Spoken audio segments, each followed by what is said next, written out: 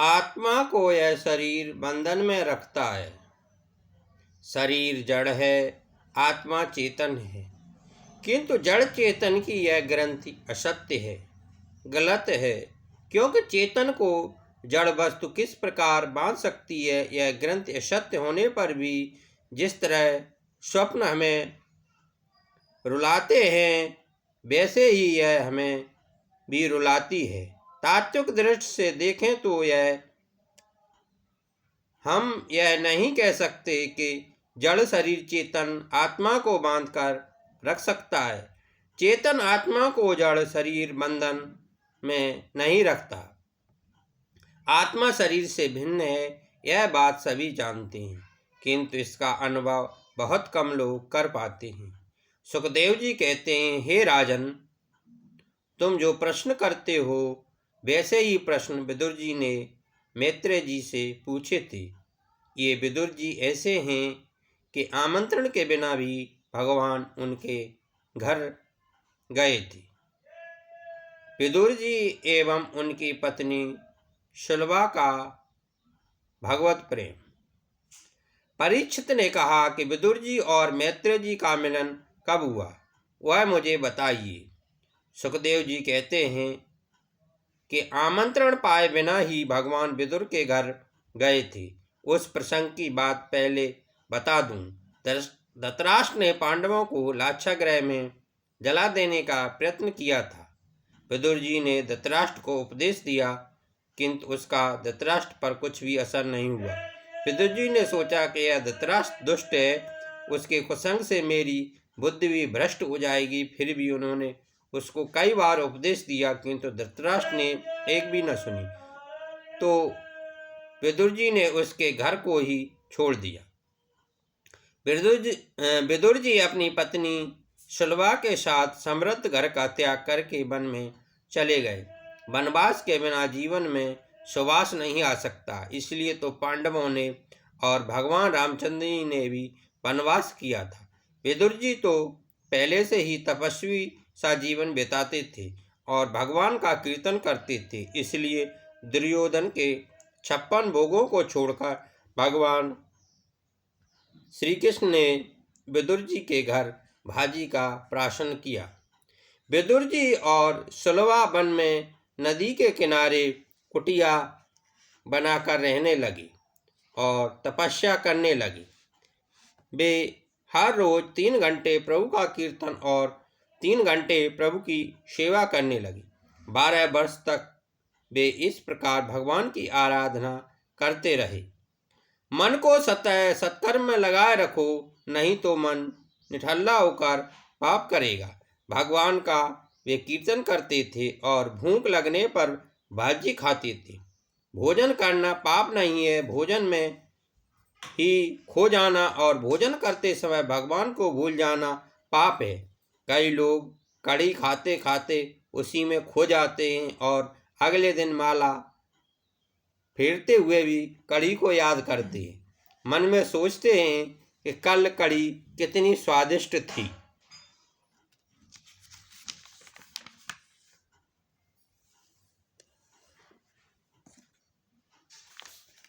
विदुर जी ने सुना कि द्वारकानाथ संधि कराने के लिए हस्तिनापुर आ रहे हैं। धृतराष्ट्र ने सेवकों को आज्ञा की, कृष्ण के स्वागत की तैयारी करो, 56 भोग लगाओ। धृतराष्ट्र यह सेवा कुभाव से करते हैं। सेवा सदा सद्भाव से करनी चाहिए। कुभाव से सेवा करने वाले पर भगवान प्रसन्न नहीं होते। जो सद्भाव से सेवा करते हैं उनकी सेवा से वे प्रसन्न होते हैं। विदुर जी गंगा स्नान करने गए थे। वहां उन्होंने सुना कि कल तो रथ यात्रा निकलेगी। पूछने पर लोगों ने बताया कल द्वारका से भगवान श्री कृष्ण आ रहे हैं। विदुर जी घर लौटे, वे बड़े ही आनंदमय दिख रहे थे।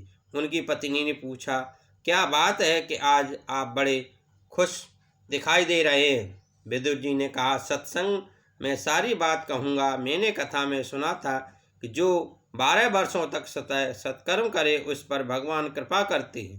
12 वर्ष एक ही स्थान में रहकर ध्यान करने वाले को प्रभु दर्शन देते हैं। मुझे लगता है कि द्वारकानाथ दुर्योधन के लिए नहीं किंतु मेरे लिए ही आ रहे हैं। सुलभा ने कहा कि मुझे स्वप्न में रथ यात्रा के दर्शन हुए थे, यह स्वप्न सच होगा। 12 वर्षों से मैंने कभी भी अन्न नहीं खाया। विदुर जी कहते हैं, हे देवी, तुम्हारी तपस्या का फल मिलेगा, कल परमात्मा के दर्शन होंगे। सुलभा देवी ने विदुर जी से पूछा कि आपका प्रभु के साथ कोई परिचय भी है? विदुर जी ने कहा कि जब मैं कृष्ण वंदन करता हूँ तो मुझे चाचा कहकर पुकारते हैं। मैं तो उनसे कहता हूँ कि मैं तो अधम हूँ, आपका दासानुदास हूँ, मुझे चाचा मत कहो। जीव जब नम्र होकर प्रभु की शरण में जाता है तो ईश्वर उसका सम्मान करते हैं। सुलभा के मन में एक ही भावना है कि ठाकुर जी मेरे घर पर भोजन करें और मैं उन्हें प्रत्यक्ष निहारूं। सुलभा कहती है कि वे आपके परिचित हैं तो उनको हमारे घर पर पधारने का न्योता दीजिए। मैं भावना से तो रोज भगवान को भोग लगाता हूँ। अब मेरी यही इच्छा है कि मेरी दृष्टि के समक्ष वे प्रत्यक्ष रूप से भोजन करें। विदुर जी कहते हैं कि मेरे आमंत्रण को अस्वीकार तो वे नहीं करेंगे, किंतु इस छोटी सी झोंपड़ी में हम उनका आदर सत्कार कैसे करेंगे? उनके आगमन से हमें तो आनंद होगा, किंतु उनको तो कष्ट ही होगा। मेरे भगवान 56 भोगों का प्राशन करते हैं, धृतराष्ट्र के घर उनका भली भांति स्वागत होगा। मेरे पास तो भाजी के सिवा कुछ नहीं है, मैं उन्हें क्या अर्पण करूं? हमारे यहाँ आने से ठाकुर जी को परिश्रम होगा। अपने सुख के लिए मैं भगवान को जरा भी कष्ट नहीं देना चाहता, यही पुष्ट भक्ति है। सुलभा ने कहा कि मेरे घर में चाहे दूसरा कुछ भी चीज भले ही न हो, किंतु मेरे हृदय में प्रभु के लिए अपार प्रेम तो है।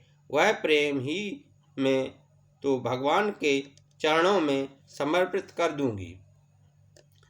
हम जो भाजी खाते हैं वही मैं ठाकुर जी को प्रेम से खिलाऊंगी। जीव के सुधरने पर जीवन भी सुधरता है और जीव के बिगड़ने पर जीवन भी बिगड़ जाता है। सीधा साधा भोजन करने से जीवन शुद्ध होता है। यदि आहार सादगीपूर्ण और शुद्ध होगा तो शरीर में सात्विक गुण की वृद्धि होगी। सत्व गुण के बढ़ने से सहन शक्ति भी बढ़ती है और अंत में बुद्धि स्थिर होती है। आहार शुद्धो सत्व शुद्धि, सत्व शुद्धो ध्रुवा स्मृति। अतः विदुर जी की भांति अतिशय सादगी भरा जीवन जियो। जिसका जीवन सीधा साधा है वह अवश्य साधु बनेगा। सुलभा ने कहा कि मैं गरीब हूँ तो क्या हुआ, गरीब होना कोई अपराध है क्या? आपने कथा में कई बार कहा है कि प्रभु प्यारे के भूखे हैं, भगवान गरीब से अधिक प्यार रखते हैं। विदुर जी ने कहा, भगवान राजप्रसाद में जाएंगे तो वहाँ कुछ सुख से रहेंगे, मेरे घर में उनको कष्ट होगा, इसलिए मैं भगवान को यहाँ लाना नहीं चाहता। देवी, हमारे अंदर कुछ पाप अभी बाकी है, मैं तुम्हें कल कृष्ण के दर्शन कराने के लिए ले जाऊंगा, किंतु ठाकुर जी अपने घर आए ऐसी आशा अभी मत कर। वे बाद में कभी हमारे यहाँ आएंगे अवश्य, पर कल नहीं। वैष्णव इस आशा के सारे ही जीता है कि मेरे प्रभु आज नहीं तो 5-10 वर्षों के बाद कभी तो आएंगे ही, और नहीं तो कम से कम मेरे जीवन में के अंतकाल में आएंगे ही। सुलभा सोचती है कि पति संकोच बस आमंत्रण नहीं दे रहे हैं, किंतु मैं तो मन से आमंत्रित करूंगी। अगले दिन विदुर और सुलभा बालकृष्ण की सेवा करते हैं। बालकृष्ण स्मित कर रहे हैं। विदुर और सुलभा भगवान की प्रार्थना करते हैं। रथ यात्रा के समय मार्ग में इकट्ठे हुए ब्राह्मण वृंदों के द्वारा की गई स्मृति को सुनकर हर कदम के साथ जो द्रवित हो रहे हैं, वे दया के सागर अखिल ब्रह्मांड के बंधु और समुद्र पर कृपा करने के हेतु उसके तट पर निवास करने वाले श्री जगन्नाथ स्वामी सदा मेरे नेत्रों के सम्मुख रहें। हमेशा रथारूढ़ द्वारकानाथ के दर्शन करो। भगवान रथ में बैठकर जा रहे हैं। जब तक जीव शुद्ध नहीं होता तब तक परमात्मा उसके उससे आंख नहीं मिलाती, और जब तक चार आंखें एक न हों तब तक दर्शन में आनंद नहीं मिलता। विदुर और सुलभा भी रथ देख रहे हैं। विदुर जी सोचते हैं कि मेरी ऐसी तो पता नहीं कि भगवान मेरे घर आए, किंतु क्या एक नज़र मुझे देखेंगे तक नहीं। मैं पापी हूँ, किंतु मेरे भगवान तो पापी के उद्धारक हैं, पतितपावन पावन हैं। उनके लिए मैंने सभी विषयों का त्याग कर दिया है। नाथ, आपके लिए मैंने क्या न सहा।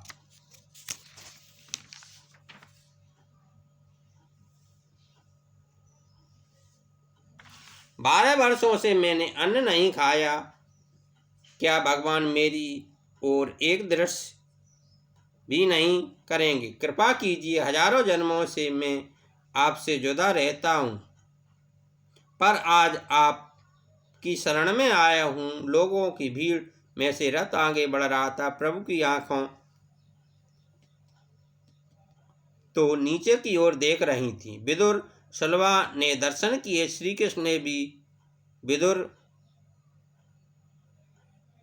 चाचा को देखा। विदुर कृतार्थ हो गए कि चलो, मेरी ओर भी भगवान ने दृष्टि की है। भगवान का दिल भी भर आया, दृष्टि प्रेम से आर्द्र हो गई। भगवान ने सोचा, मैंने विदुर न जाने कब से मेरी प्रतीक्षा कर रहे हैं। सुलभा को लगा कि मेरे प्रभु मेरी ओर देखकर ही हंस रहे थे। मेरे प्रभु ने मेरी ओर देखा। भगवान जानते हैं कि मैं विदुर की पत्नी, और इसलिए उन्होंने मुझ पर दृष्टिपात किया। प्रभु ने दृष्टि से ही विदुर से कहा कि मैं आपके घर आऊँगा, किंतु अति आनंद में डूबे हुए सुलभा विदुर जी भगवान का संकेत समझ न पाए। कृष्ण हस्तिनापुर गए। वहाँ धृतराष्ट्र और दुर्योधन प्रभु के स्वागत के लिए 1 महीने से तैयारी कर रहे थे। प्रभु का आगमन हुआ।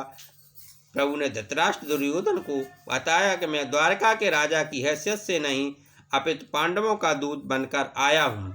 पांडवों का नाम सुनते ही दुर्योधन ने भगवान का अपमान कर दिया। दुष्ट दुर्योधन ने भगवान का अपमान करते हुए कहा कि भीख मांगने से राज्य नहीं मिलते, सोई की नौक रखी जा सके उतनी भूमि भी मैं पांडवों को नहीं दूंगा। मैं युद्ध के लिए तैयार हूँ। उसने श्री कृष्ण की एक न मानी। संधि कराने के प्रयत्न में श्री कृष्ण सफल न हो सके। धृतराष्ट्र ने भगवान से कहा कि इन भाइयों के झगड़े से आप दूर ही रहें। आपके लिए 56 भोग तैयार हैं, आराम से भोजन कीजिए। श्री कृष्ण ने कहा कि तुम्हारे घर का अन्न खाने से तो मेरी भी बुद्धि भ्रष्ट हो जाएगी। पापी के घर का अन्न खाने से किसी भी व्यक्ति की बुद्धि भ्रष्ट हो सकती है।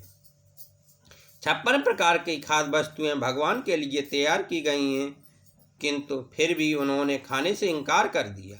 अन्य राजाओं ने आशा की कि कृष्ण उनके घर भोजन करेंगे, किंतु कृष्ण ने तो उनके और सभी ब्राह्मणों को भी निराश कर दिया।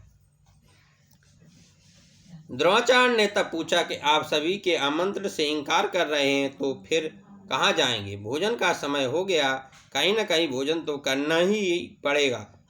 यदि दुर्योधन के यहाँ भोजन करने में आपको कोई ऐतराज है तो आप मेरे घर चलिए। भगवान ने उनसे भी इनकार कर दिया और कहा कि मेरा एक भक्त गंगा के किनारे पर रहता है, मैं उसी के घर जाऊंगा। द्रोणाचार्य समझ गए कि हम वेद शास्त्र संपन्न ब्राह्मण आज हार गए। धन्य है विदुर जी। भगवान ने सोचा कि विदुर जी दीर्घकाल से ही मेरी प्रतीक्षा कर रहे हैं, तो मैं आज उनके पास ही चला जाऊं। इस तरह विदुर जी सोच रहे हैं कि मैं अभी तक अपात्र ही रह गया हूँ, अतः भगवान मेरे घर नहीं आते।